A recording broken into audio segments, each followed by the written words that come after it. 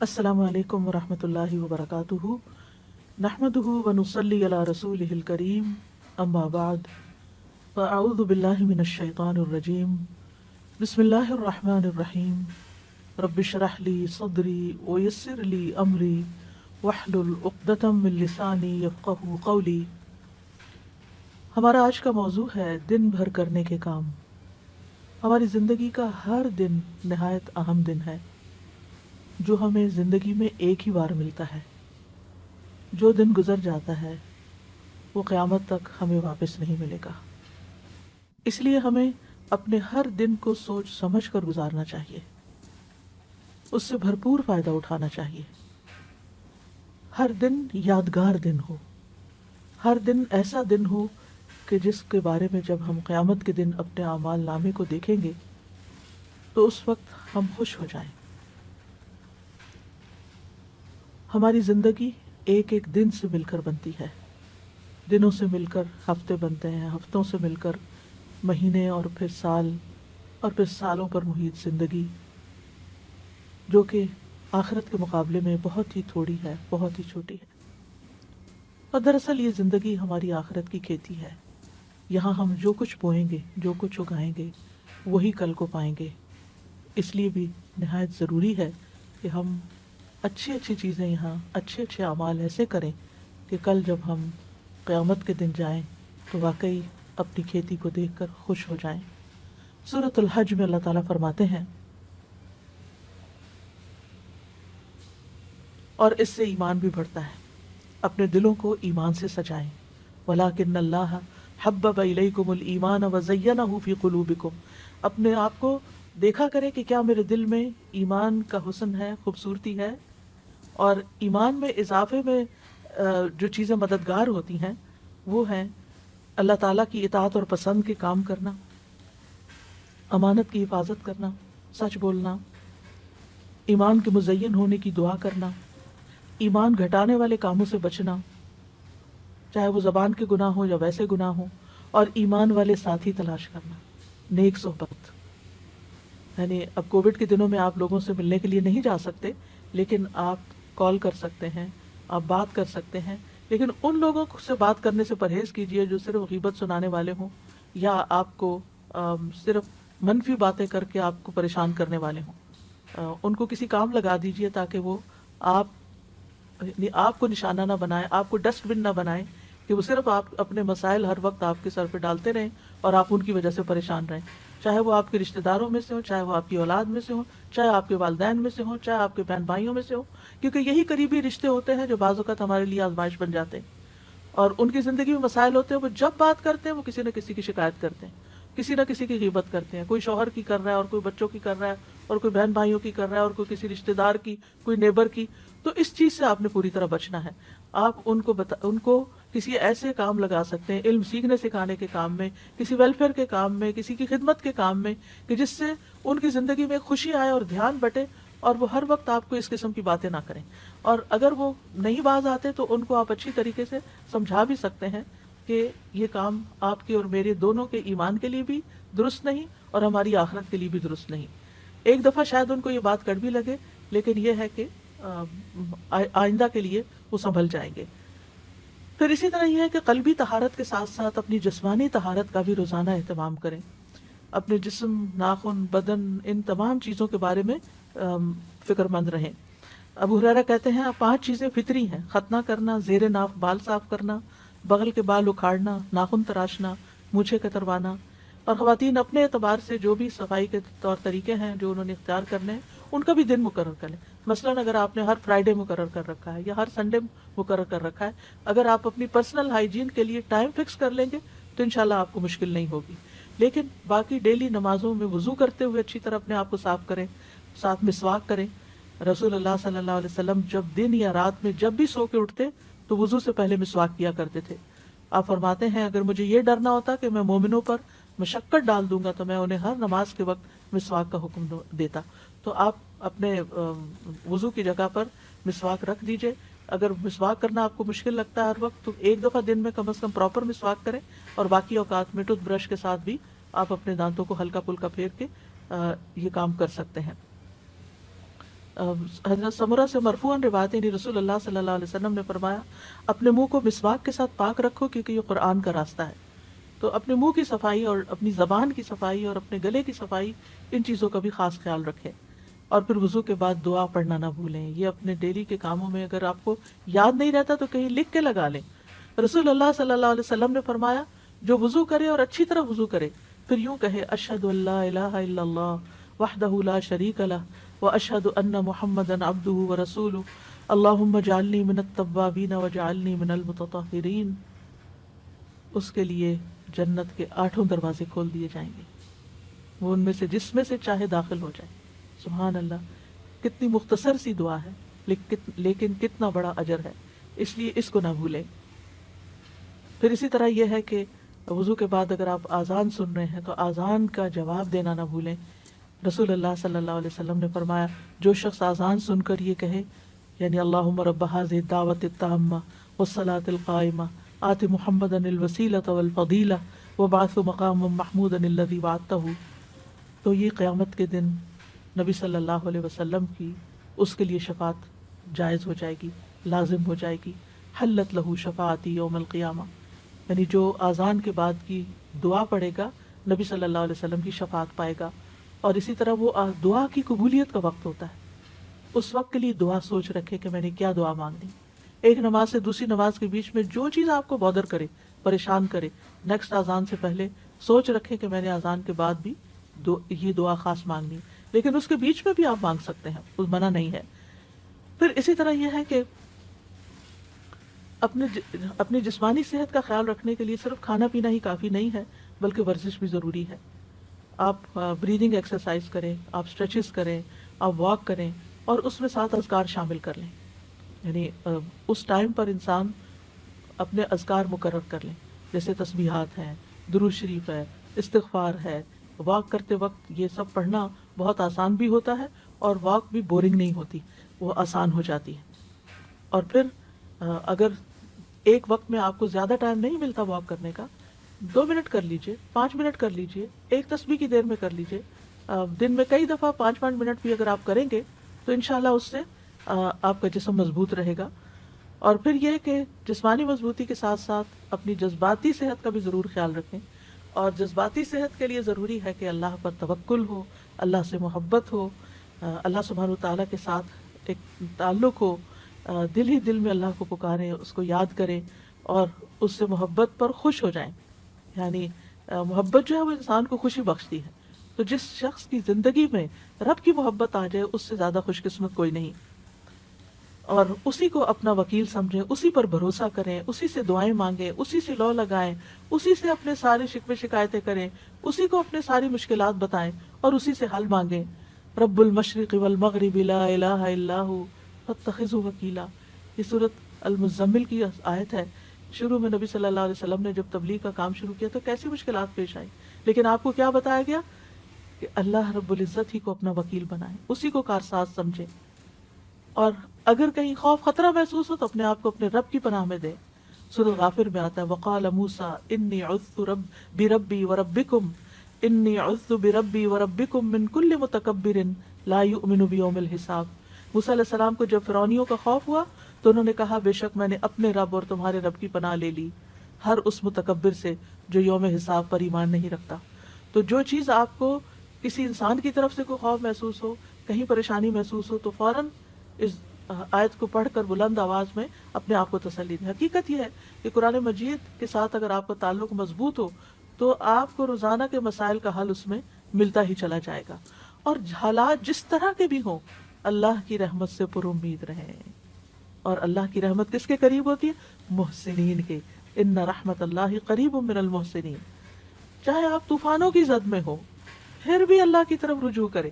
موسیٰ علیہ السلام کی قوم آگے سمندر تھا اور پیچھے فرعون تھا، پریشان ہو گئی تو موسیٰ علیہ السلام نے کہا قال کلا ان معی ربی سیہدینی، ہرگز نہیں، پریشانی کی بات ہی نہیں، بے شک میرے ساتھ میرا رب ہے، وہ ضرور مجھے راستہ بتائے گا۔ اسی طرح کام کاج کے دوران غور و فکر جاری رکھیں، ذکر جاری رکھیں، اللہ سے دل دل میں باتیں کرتے رہیں، دعائیں کرتے رہیں۔ عقل مند لوگ قرآن مجید میں ان کو بتایا گیا الذین یذکرون اللہ قیاما وقعودا وعلی جنوبہم وَيَتَفَكَّرُونَ فِي خَلْقِ السَّمَاوَاتِ وَالْأَرْضِ رَبَّنَا مَا خَلَقْتَ هَذَا بَاطِلًا سُبْحَانَكَ فَقِنَا عَذَابَ النَّارِ۔ کون ہے عقل مند لوگ؟ وہ جو کھڑے بیٹھے اور لیٹے اللہ کو یاد کرتے رہتے ہیں اور آسمانوں اور زمین کی پیدائش میں غور و فکر کرتے ہیں کہ اے ہمارے رب، اور کہتے ہیں اے ہمارے رب، تو نے یہ سب کچھ بے مقصد پیدا نہیں کیا، تو پاک ہے، ہمیں آگ کے عذاب سے بچا۔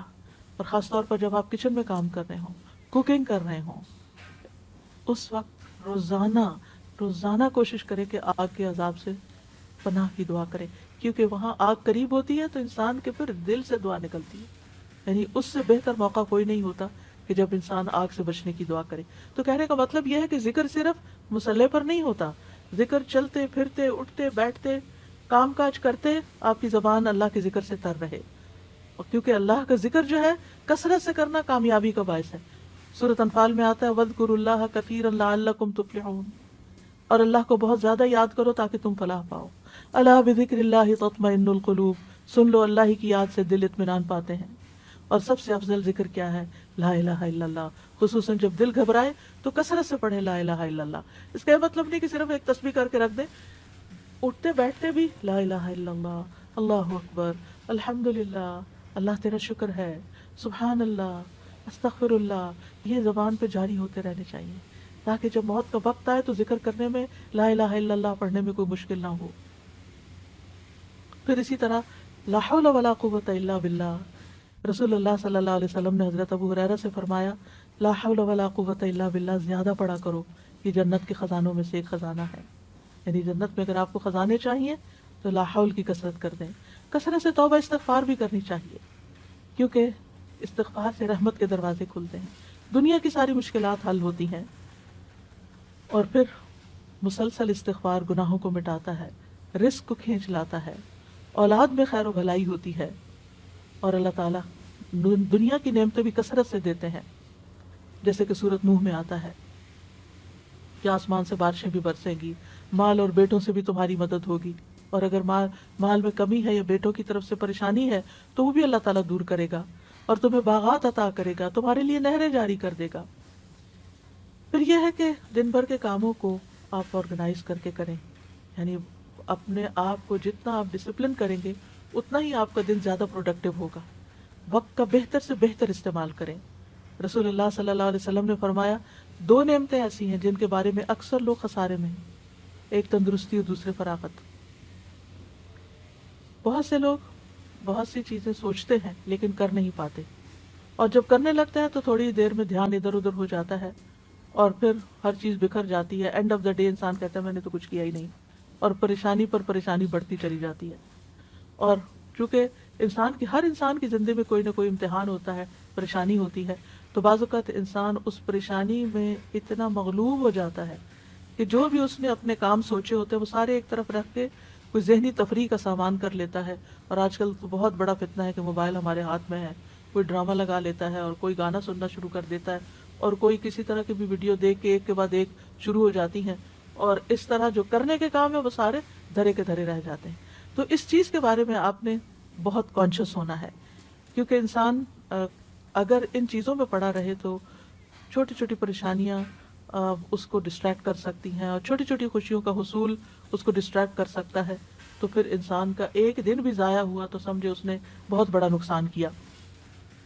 اور یہ کہانی سبھی کی ہے کسی نہ کسی طرح، اس لیے کارآمد اور نتیجہ خیز دن گزارنے کے لیے ضروری ہے نمبر 1، اپنے پورے دن میں جو کام آپ بے مقصد کرتے ہیں ان پہ غور کریں، ان کی لسٹ بنائیں کہ کون سے کام فضول کے کام ہیں جن کے بغیر بھی گزارا ہو سکتا ہے یا اس سے بہتر کام بھی ہیں، تو اپنے وقت کو گھٹیا کاموں میں نہیں گزاریں، بہتر کاموں میں گزاریں۔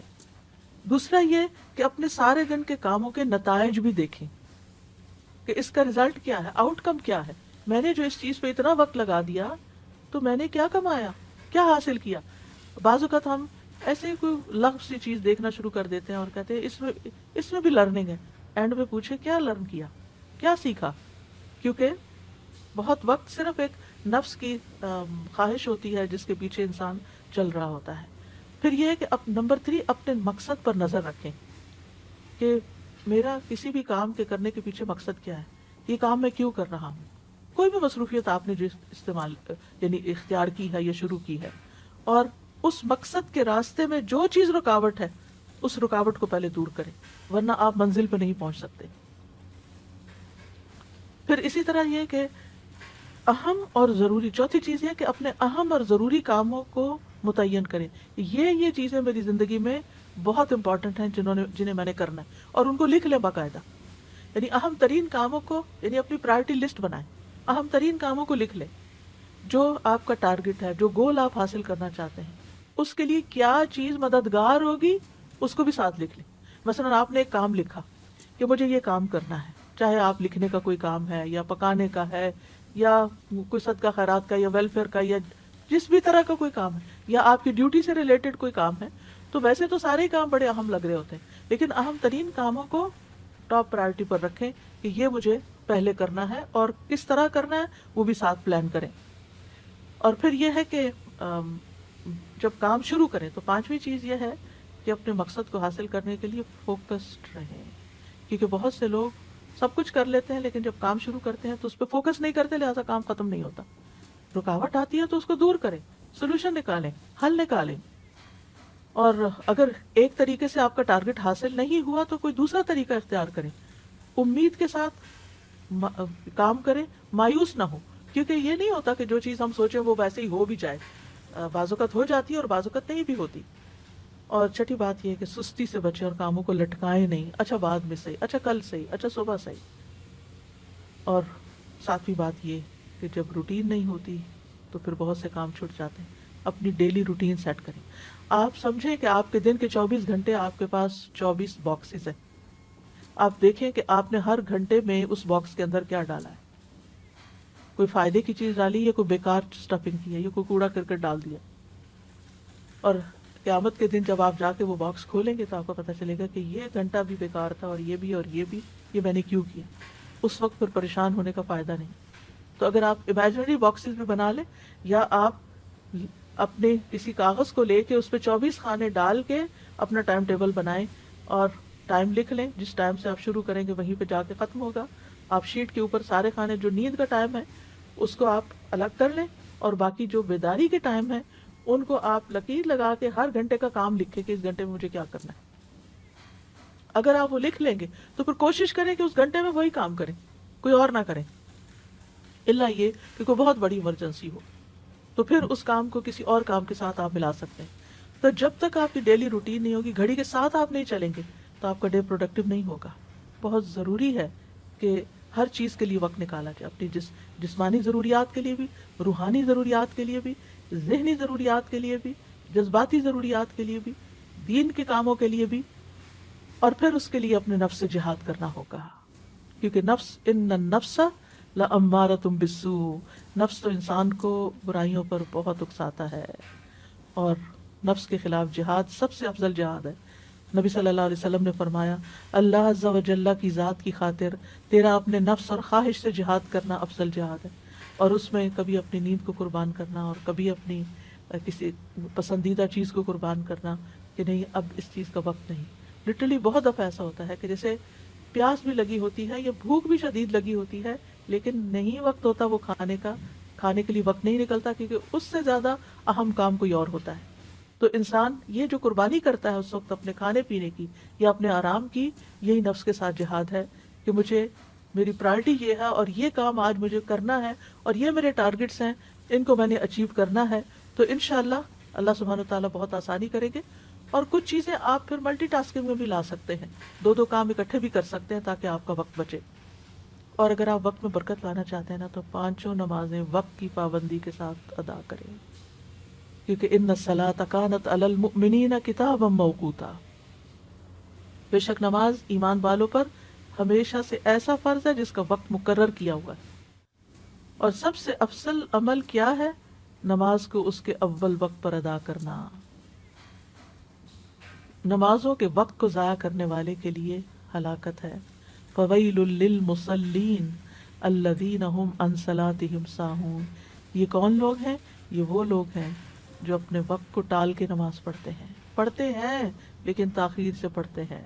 غیر ضروری کاموں میں زیادہ وقت لگا دیتے ہیں، نماز کی تاخیر کر دیتے ہیں، اور پھر اس میں جلدی جلدی نماز پڑھ کے اٹھ جاتے ہیں. ایسی نماز کو منافق کی نماز کہا گیا. مصعب بن سعد سے روایت، انہوں نے کہا میں نے اپنے والد سے کہا اے ابا جان، آپ نے دیکھا اللہ تبارک و تعالیٰ کا یہ فرمان الذین هم عن صلاتهم ساہون، تو ہم میں سے کون ہے جو نماز میں نہیں بھولتا، جس کے دل میں خیال نہیں آتے. انہوں نے کہا اس کا یہ مطلب نہیں، اس آیت سے مراد وقت کا ضائع کرنا ہے کہ انسان فضول کاموں میں لگا رہے یہاں تک کہ وقت ضائع کر دے، یعنی نماز کا اصل وقت چلا جائے. اس لیے نماز اپنے وقت پر، ایسا نہ ہو کہ فجر کی نماز قضا ہو جائے، اور ایسا نہ ہو کہ سوئے رہے. کیونکہ نبی صلی اللہ علیہ وسلم نے اپنا ایک خواب بیان کرتے ہوئے فرمایا، آپ نے خواب میں دیکھا کہ ایک شخص تھا جس کا سر پتھر سے کچلا جا رہا تھا. وہ قرآن کا حافظ تھا مگر وہ اس سے غافل ہو گیا اور فرض نماز پڑھے بغیر سو جاتا تھا. اور پھر نماز لیٹ کرنا جو ہے نفاق کی علامت ہے.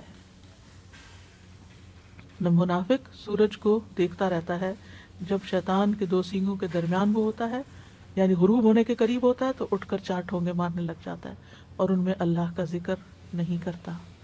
یعنی کہ جو منافقوں کے بارے میں قرآن مجید میں آتا ہے وَلَا يَأْتُونَ إِلَى الصَّلَاةِ إِلَّا وَهُمْ كُسَالَىٰ، کہ وہ نماز سستی کے ساتھ پڑھتے ہیں، سستی کر کر کے پڑھتے ہیں، دیر سے پڑھتے ہیں، تھک کے، دنیا کے کاموں سے تھک کے پھر نماز پڑھتے ہیں اور اس میں کوئی خشوع و خضوع نہیں ہوتا. نماز جو ہے قبر میں بھی ساتھ ہوگی، حفاظت کرے گی. نماز بندے کی حفاظت کرے گی، لیکن کس کی نماز؟ وہ جو اپنی نمازوں کی حفاظت کرتا ہے. والذین هم علی صلاتہم یحافظون. بندے کو جب قبر میں رکھا جاتا ہے تو وہ اور لوگ رکھ کے قبر میں دفنا کے جاتے ہیں تو جانے والوں کے زمین پہ جو جوتوں کی آواز آتی ہے وہ بھی سنتا ہے. اگر وہ مومن ہوتا ہے تو نماز اس کے سر کی طرف آ جاتی ہے، روزہ دائیں طرف، زکوٰۃ بائیں طرف، دیگر نیک کام اس کے پاؤں کی طرف آ جاتے ہیں. تو جب سر کی طرف سے فرشتہ عذاب دینے کو آتا تو نماز اس کو روک دیتی، اور اسی طرح باقی نیکیاں بھی. نماز کہتی ہے میری طرف سے آنے کا راستہ نہیں ہے. اس لیے کتنا ضروری ہے کہ ہم اس نماز کی حفاظت کریں، اور مرد خاص طور پر باجماعت نماز کی حفاظت کریں.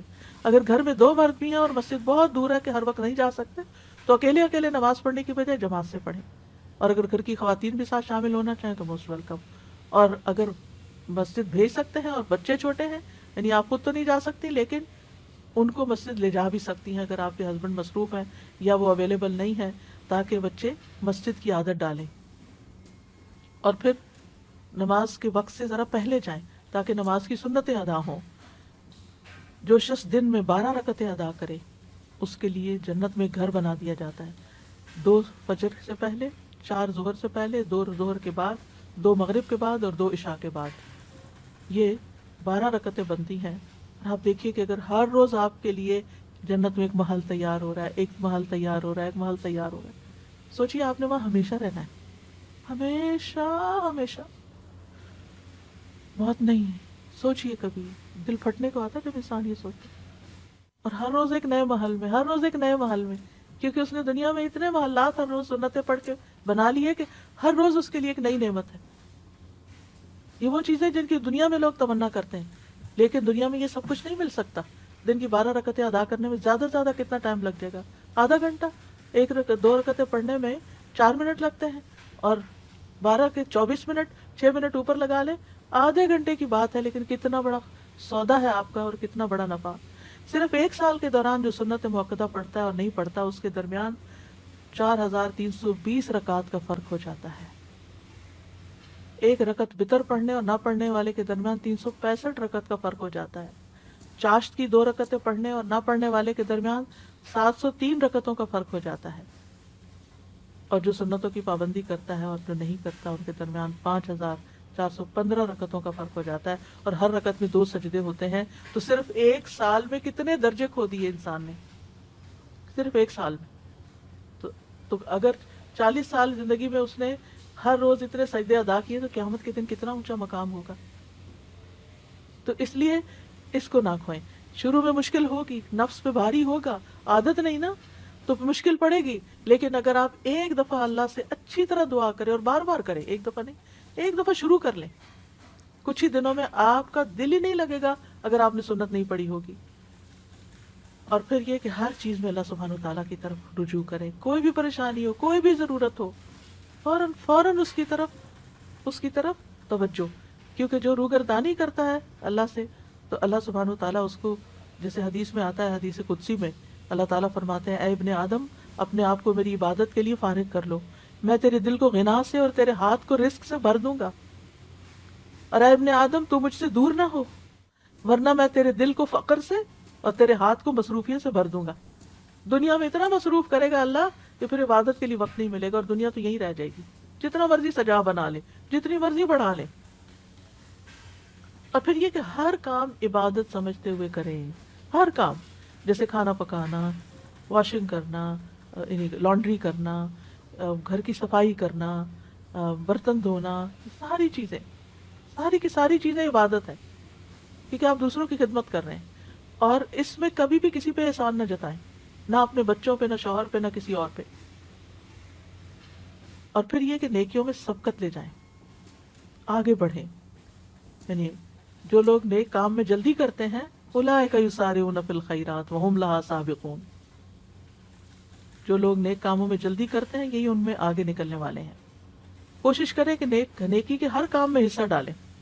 ابو ہریرہ کہتے ہیں رسول اللہ صلی اللہ علیہ وسلم نے فرمایا آج تم میں، یعنی دن بھر کے کرنے کے کام ہے نا، اسی مناسبت سے یہ حدیث سنا رہی ہوں. آپ نے فرمایا آج تم میں سے کس نے روزے کی حالت میں صبح کی؟ ابو بکر رضی اللہ عنہ نے فرمایا میں نے. عرض کیا میں نے. آپ نے فرمایا آج تم میں سے کس نے مریض کی عیادت کی؟ ابو بکر رضی اللہ عنہ نے کہا میں نے. آپ نے فرمایا تم میں سے کس نے جنازے میں شرکت کی؟ ابو بکر رضی اللہ عنہ نے کہا میں نے. آپ نے پوچھا کس نے مسکین کو کھانا کھلایا آج؟ حضرت ابو بکر نے کہا میں نے.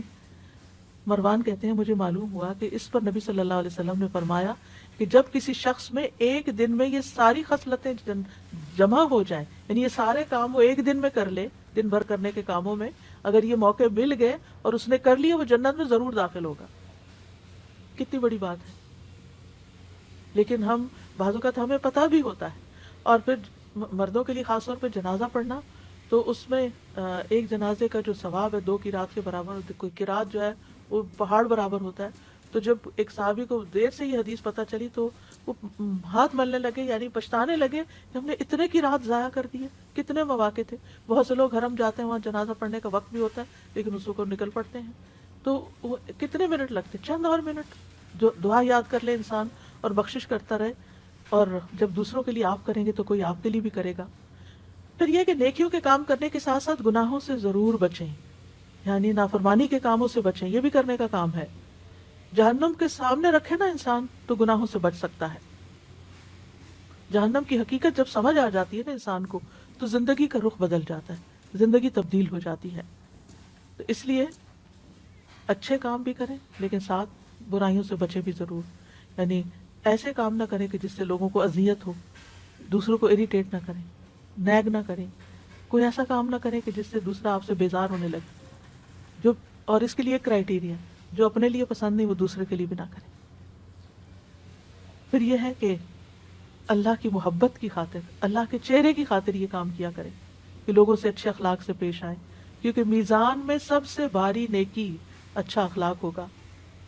اور اس میں سب سے پہلے اپنے والدین کو خوش کریں، ان کی پیشانی چومیں، ان کے چھوٹے چھوٹے کام کریں، ان کے ساتھ جو بھی نیکی کر سکتے ہیں زندگی میں کریں. اور اگر فوت ہو چکے ہیں تو ان کے لیے صدقہ خیرات کرتے رہیں، دعائیں کرتے رہیں، ان کی زندگی میں بھی اور مرنے کے بعد بھی. رب ارحمہما کما ربیانی صغیرا، رب ارحمہما کما ربیانی صغیرا. اے میرے رب ان پہ رحم فرما جیسے انہوں نے مجھے بچپن میں شفقت سے پالا تھا. سب کے لیے خیر کا باعث بنے، خصوصاً گھر والوں کے لیے. اور اس خیر میں صرف ان کی دنیا بنانا ہی نہیں ہے، ان کی آخرت کی بھی فکر کریں. یعنی بعض اوقات ہم لوگ خود دین کی طرف آ جاتے ہیں لیکن گھر والوں کو بھول جاتے ہیں. پھر اسی طرح یہ ہے کہ کسی کے سوال سے تنگ نہ ہو، چاہے بچے ہی کوئی چیز مانگ رہے ہیں یا ویسے کوئی سوال پوچھ رہے ہیں، آپ سے پوچھے جا رہے ہیں تو پریشان نہ ہو. یا کوئی اور آپ سے مسئلہ پوچھ لیتا ہے تو ڈانٹے نہیں. وَأَمَّا السَّائِلَ فَلَا تَنْهَرْ. کیونکہ بعض اوقات یہ ہوتا ہے جو والدین بزرگ گھر میں ہوں وہ ایک ہی بات بار بار پوچھتے ہیں، یا آپ کے ہسبینڈ ایک ہی چیز روز پوچھنے شروع ہو جاتے ہیں تو اس پر آپ کو غصہ آ جاتا ہے کہ کل بھی بتایا تھا پھر آج وہی بات پوچھ رہے ہیں اب.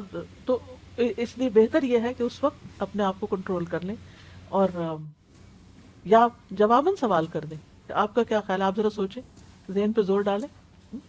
کیونکہ بعض اوقات وہ صرف بات بڑھانے کے لیے آپ سے وہی بات پوچھ لیتے ہیں جو پہلے بھی پوچھی ہوتی ہے. تو سوال سے تنگ نہیں ہونا. بچہ کچھ مانگ رہا ہے تو تنگ نہیں ہونا، شٹ اپ کال نہیں دینی کہ چپ ہو جاؤ تو میرا سر کھا گئے ہو، میں فارغ ہو کے دوں گی. نہیں، اپنا کام روک دیں، جا کے اس کی ضرورت پوری کر دیں اور پھر آگے بڑھیں. جہاں بھی بیٹھیں، جہاں بھی کھانے کی ٹیبل پہ بھی بیٹھیں، خیر پھیلانے والے ہیں، مبارک بن جائیں. کن مبارکن اینما کنتا، جہاں بھی ہو مبارک بنے. اور وہ کیسے؟ ابن قیم کہتے ہیں آدمی کی برکت یہ ہے کہ جہاں بھی مقیم ہو خیر کی تعلیم دے، اچھی بات زبان سے نکالیں، اچھی بات کریں. اسی لیے نبی صلی اللہ علیہ وسلم کھانے میں نقص نہیں نکالتے تھے کہ وہ یعنی کہ ہو سکتا ہے آپ کو پسند نہ ہو لیکن دوسرے کو بھی آپ بدمزہ کر رہے ہیں کھانے کی شکایت کر کر کے. اور بچوں کی تربیت کے لیے کھانا کھانے کا وقت بہترین وقت ہے جب آپ ان کے ساتھ بیٹھ کر آپ ان کو کوئی اچھی بات بتا سکتے ہیں. لیکن اللہ کی خاطر اس وقت ان کی کھچائی نہ شروع کر دیں کہ دن بھر کے بعد اب ہاتھ آئے ہیں. بہت سے لوگ کھانے کی میز پہ بیٹھ کے ان کا حساب کتاب شروع کر دیتے ہیں اور ان کی سارے دن کی جو کام کاج ہے ان کی محاسبہ شروع کر دیتے ہیں اور اس طرح سارے گھر والوں کا کھانا جو ہے وہ بدمزہ کر دیتے ہیں. اس سے بھی بچنا چاہیے. پھر پڑوسیوں کی خبر گیری کریں، ان کے کھانے پینے کا خیال رکھنا. نبی صلی اللہ علیہ وسلم نے فرمایا اے ابو ذر، جب تم سالن پکاؤ تو شوربہ زیادہ کر لو، پڑوسی کی خبر گیری کرو. یعنی کسی بھی طرح اپنے اپنے کلچر کے مطابق آپ پڑوسی کا، اپنے دوستوں کا خیال رکھ سکتے ہیں. مریض کی عیادت اگر جا نہ سکیں، جیسے کووڈ پیشنٹس کا وزٹ نہیں کر سکتے، فون پر عیادت کر لیں، میسج کر لیں، کیونکہ یہ بھی نیکی کے کاموں میں سے ایک ہے اور آج کل یہ نیکی کمانے کا بہت موقع ہے. پھر سلام کو گھر میں بھی عام کریں، باہر بھی اور گھر میں. یعنی میک شور کہ صبح اٹھتے ہی گھر والوں کو سلام کریں، بچوں کو سلام کریں، بچے آپ کو سلام کریں. مرد گھر سے باہر گئے نماز پڑھنے کے لیے، واپس آئے سلام کریں. اگر وہ نہ کریں تو آپ سلام کریں اور حال بھی ضرور پوچھیں، کیا حال ہے آپ کا، کیسی رات گزری. بس اتنا سا جملہ ان کا دل بڑھا دے گا. اس سے محبتوں میں اضافہ ہوتا ہے. اور سلام کرنا بخشش کا باعث ہے. رسول اللہ صلی اللہ علیہ وسلم نے فرمایا بے شک بخشش کو لازم کرنے والے امور سلام کو عام کرنا اور اچھی طرح گفتگو کرنا ہے. یعنی آپ سلام کر رہے ہیں، سلامتی کی دعا دے رہے ہیں، گھر والے سلامت ہوں گے تو آپ کے بھی دل سکون میں ہوگا اور ساتھ آپ کی اپنی بخشش ہو رہی ہے. کر سلام رہے ہیں اور آپ کے گناہ معاف ہو رہے ہیں. آتے جاتے چلتے پھرتے گھر میں سلام کرتے رہیں. بچوں کو بھی خود سلام کریں کہ ان کو عادت ہو جائے. پھر گھر والوں کے کاموں میں ان کی مدد بھی کریں. اور یہ عورتوں مردوں دونوں کے لیے ہے، بڑوں کے لیے چھوٹوں کے لیے.